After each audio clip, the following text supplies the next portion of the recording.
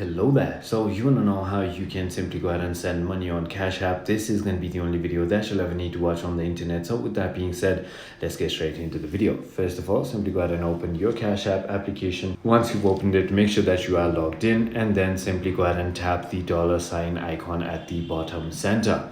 Once you've done that, enter the amount of money you wish to send, and then click on the pay button at the bottom right. Once you've done that, it will simply go ahead and ask you for a recipient. In the to field, enter the recipient cash tag, phone number or email address. You can also select them from your suggested contacts or existing contact list. And once you've done that, you can simply go ahead and add a note for your payment, which can include an emoji, and then select the payment source, so your Cash App balance or a linked bank account or linked debit card.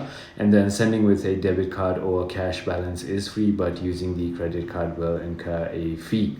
And then all you need to do is simply verify the details of your transaction, tap on pay again to send the money. You may need to authenticate with Face ID to complete the transaction. I hope this video was helpful to you. If it was, hit that like button, and I'll see you on the next one.